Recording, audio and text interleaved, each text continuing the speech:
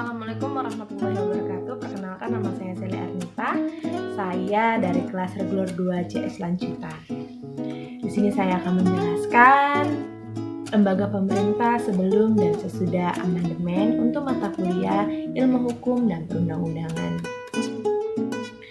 Undang-Undang Dasar tahun 1945 merupakan supreme law, yaitu hukum tertinggi suatu negara yang berisi tentang aturan mendasar yang membentuk negara dan lembaga-lembaganya.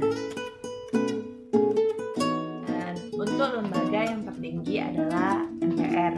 MPR itu sendiri Majelis Permusyawaratan Rakyat, di mana MPR ini berkedudukan sebagai lembaga tertinggi negara pada masa Undang-Undang Dasar tahun 1945. Belum diamandemenkan. Namun setelah diamandemenkan, istilah lembaga tertinggi ini tidak ada. Yang ada hanya lembaga negara. MPR juga memiliki fungsi sebagai lembaga tertinggi negara yang diberikan kekuasaan tidak terbatas dan sebagai penjelmaan seluruh rakyat Indonesia dan pelaksanaan kedaulatan rakyat. MPR juga memiliki peran, yaitu yang pertama, memilih dan mengangkat presiden dan wakil presiden untuk membantu presiden.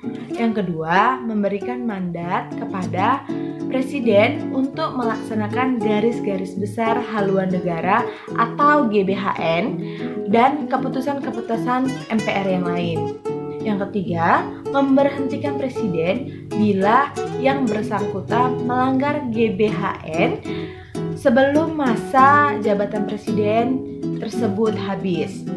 Dan yang keempat, mengubah Undang-Undang Dasar. Dan yang kelima, menetapkan pimpinan majelis yang dipilih dari dan oleh anggota MPR itu sendiri. Dan yang keenam, memberikan keputusan terhadap anggota MPR itu sendiri yang melanggar sumpah anggota MPR. Dan ada juga lembaga DPR. DPR, kita tidak asing lagi dengan DPR, Dewan Perwakilan Rakyat. Dewan Perwakilan Rakyat juga memiliki fungsi untuk mengawasi tindakan-tindakan presiden dalam rangka pelaksanaan haluan negara. DPR juga memiliki beberapa peran penting untuk negara Indonesia ini, yaitu yang pertama adalah mengajukan rancangan undang-undang. Yang kedua, memberikan persetujuan atas peraturan perundang-undangan atau yang disingkat dengan Perpu. Yang ketiga, memberikan persetujuan anggaran pendapatan dan belanja negara. Yang keempat, meminta MPR untuk mengadakan sidang. Dan ada juga lembaga yang memiliki fungsi sebagai penasehat, yaitu Dewan Pertimbangan Agung. Itu tadi memiliki fungsi sebagai penasehat dan juga memiliki peran. Perannya itu untuk yang pertama menjawab pertanyaan presiden, dan yang kedua mengajukan usul kepada pemerintah. Gitu. Ada juga lembaga yang kerjaannya memeriksa keuangan, yaitu Badan Pemeriksa Keuangan. Fungsinya yaitu sebagai pemeriksa tanggung jawab keuangan negara. Jadi segala keuangan negara ini BPK lah yang ngatur gitu. Dan memiliki peran yang pertama itu biasanya memeriksa semua pelaksanaan anggaran pendapatan dan belanja negara. 2. Badan Pemeriksa Keuangan bertugas untuk memeriksa tanggung jawab pemerintah tentang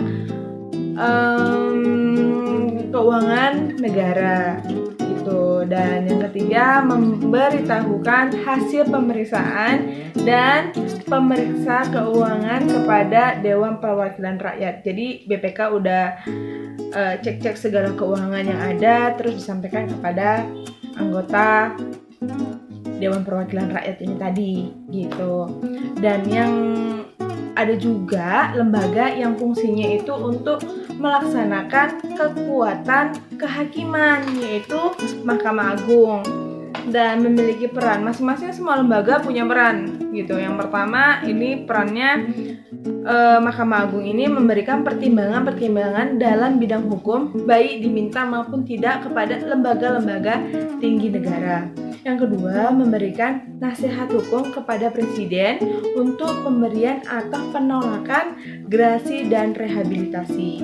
Yang ketiga, berwenang mengadili pada tingkat kasasi, menguji.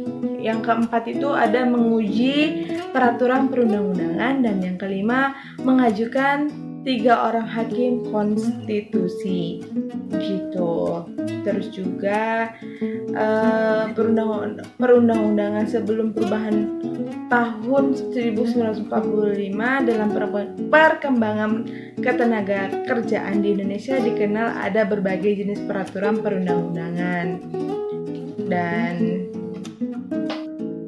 ini adalah lembaga negara setelah perubahan Undang-Undang Dasar 1945. Nah, kembali lagi ke MPR. MPR Majelis Permusyawaratan Rakyat setelah diamandemenkan. MPR adalah lembaga tinggi negara yang memiliki kedudukan sejajar dengan lembaga tinggi lainnya. MPR juga kehilangan wewenang untuk memilih presiden dan wakilnya. Tugas dan wewenang MPR setelah amandemen: yang pertama, amandemen dan menetapkan Undang-Undang Dasar. Yang kedua, melantik presiden dan wakil presiden yang dipilih lewat pemilu. Jadi nggak ada tuh yang menetapkan MPR lagi setelah diamandemenkan. Jadi yang memilih itu dari pemilu, baru dilantik oleh MPR, presiden dan wakil presidennya. Terus yang ketiga, memutuskan usulan yang diajukan DPR berdasarkan keputusan MK dalam hal pemberhentian presiden atau wakilnya. MPR juga diharuskan untuk bersidang paling tidak sekali dalam 5 tahun. Sidang MPR dinyatakan sah apabila untuk memberhentikan presiden harus didapat suara setidaknya 2/3 dengan minimum kehadiran anggota dalam sidang sebanyak 3/4 dari total jumlah anggota MPR. Terus dalam mengamandemenkan dan menetapkan Undang-Undang Dasar, suara yang dicapai harus 2/3 dari total suara MPR. Terus yang ketiga, selain sidang-sidang tersebut, sekurang-kurangnya mendapatkan suara 50% plus 1 dari jumlah anggota MPR. Nah, lembaga negara DPR, Dewan Perwakilan Rakyat, pasca dilakukannya perubahan terhadap Undang-Undang Dasar, DPR semakin diperkuat keberadaannya. Kini DPR memiliki wewenang untuk membuat undang-undang, dan wewenang ini sebelum amandemen dimiliki oleh presiden gitu. Jadi kan kemarin sebelum diamandemenkan undang-undang ini yang membuat presiden, dan sekarang setelah diamandemenkan DPR bisa membuat undang-undang gitu. Nah, tugas wewenang dan fungsi DPR setelah amandemen yaitu yang pertama, membentuk undang-undang bersama dengan presiden agar dicapai persetujuan bersama. Jadi mereka mengatur undang-undang itu secara bersama gitu, nggak satu kayak kemarin kan sebelum diamandemenkan presiden membuat sendiri gitu. Nah, sekarang mereka bekerja sama, presiden dan DPR. Terus membahas dan memberikan persetujuan atas peraturan pemerintah mengganti perundang-undangan. Yang ketiga, menerima dan membahas usaha RUU dari DPD mengenai bidang tertentu.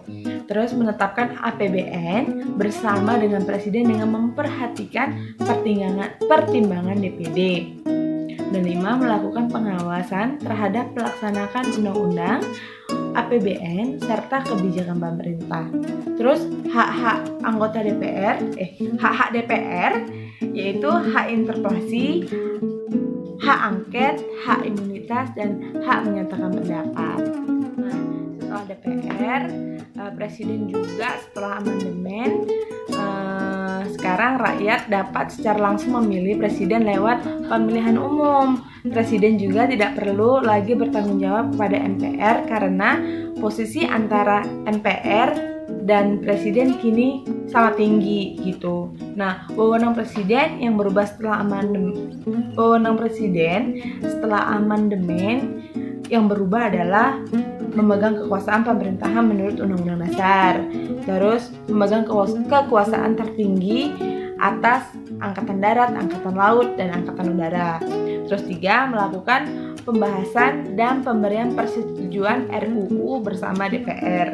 Pokoknya DPR sama Presiden ini selalu bersama untuk mengerjakan undang-undang gitulah. Dan yang keempat itu mengesahkan RUU menjadi UU gitu. Jadi rancangan tadi disahkan menjadi undang-undang. Terus yang kelima, menetapkan peraturan pemerintah pengganti undang-undang dalam situasi yang memaksa. Yang keenam, menetapkan peraturan pemerintah. Yang ketujuh, mengangkat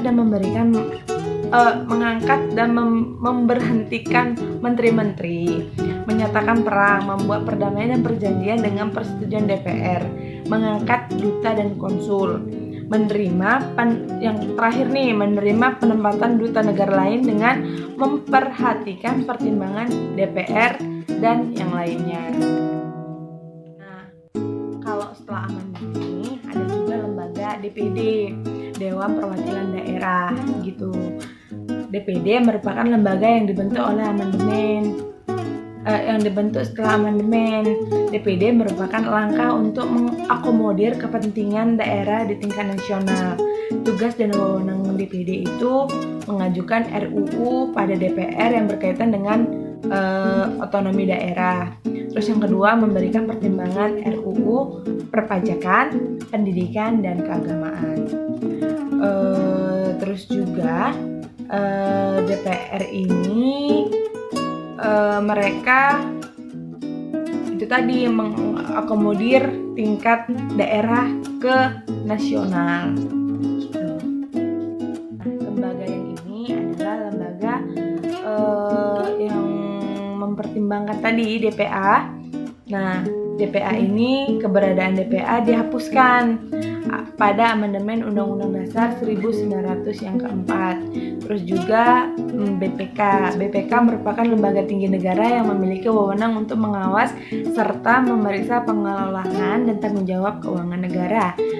Temuan BPK dilaporkan kepada DPR dan DPD, kemudian ditindak oleh penegak hukum. BPK berkantor di ibu kota negara yang memiliki perwakilan di setiap provinsi. DPR memilih anggota BPK dengan pertimbangan DPD. Barulah setelah itu anggota baru diresmikan oleh presiden. Gitu. Terus juga Mahkamah Agung juga setelah diamandemenkan juga berubah. Mahkamah Agung, Mahkamah Konstitusi, dan Komisi Yudisial itu juga berubah. Kalau untuk MA sendiri merupakan lembaga negara yang memiliki kuasa untuk menyelenggarakan peradilan bersama dengan MK. Nah, Mahkamah Agung membawahi badan peradilan dalam wilayah peradilan umum, peradilan militer, peradilan agama, dan peradilan tata usaha negara atau PETUN. Nah, kewajiban dan wewenang MA memiliki fungsi yang berhubungan dengan kuasa kehakiman. Fungsi ini diatur dalam undang-undang juga. Berwenang mengadili di tingkat kasasi, menguji peraturan undang-undang di bawah undang-undang. Dan yang ketiga nih, mempunyai wewenang lainnya yang diberikan oleh undang-undang. Yang keempat, memberikan pertimbangan dalam hal presiden, memberi grasi dan rehabilitasi. 5, mengajukan anggota hakim konstitusi sebanyak 3 orang. Nah, setelah diamandemenkan juga undang-undang tadi, ada juga lembaga yaitu Mahkamah Konstitusi. Keberadaan Mahkamah Konstitusi dimaksudkan sebagai penjaga kemumian konstitusi bersama dengan Mahkamah Agung. Mahkamah Konstitusi lembaga tinggi negara yang memegang kuasa kehakiman. Anggota hakim konstitusi ditetapkan oleh presiden, sedangkan calonnya diusulkan oleh Mahkamah Agung, DPR, dan pemerintah. Mahkamah Konstitusi juga memiliki kewenangan yang pertama menguji undang-undang terhadap undang-undang dasar, memutuskan sengketa kewenangan antara lembaga negara, terus juga memutuskan pembubaran partai politik, dan keempat memutuskan sengketa yang berhubungan dengan hasil pemilu. Yang kelima memberikan putusan tentang dugaan pelanggaran oleh presiden atau wakilnya. Dan yang terakhir ada lembaga namanya Komisi Yudisial, yang dimana Komisi Yudisial ini berfungsi mengawasi perilaku hakim dan mengusulkan nama calon hakim agung. Komisi Yudisial merupakan lembaga negara yang bersifat mandiri. Anggota Komisi Yudisial terdiri atas 7 orang, yaitu 2 mantan hakim, 2 orang akademisi hukum, 2 orang praktisi hukum, dan 1 dari anggota masyarakat. Anggota Komisi Yudisial memegang jabatan selama 5 tahun. Dan wewenang dan tanggung jawab Komisi Yudisial yaitu mengusulkan pengangkatan hakim agung dan hakim ad hoc MA, menjaga dan menegakkan kehormatan, martabat, serta perilaku hakim dengan Mahkamah Agung, bersama menetapkan kode etik dan pedoman perilaku hakim. Dan yang terakhir nih, menegakkan kode etik dan pedoman perilaku hakim gitu. Jadi itu tadi perbedaan antara lembaga negara yang sudah diamandemenkan dan belum diamandemenkan. Sekian dari saya, terima kasih. Assalamualaikum warahmatullahi wabarakatuh.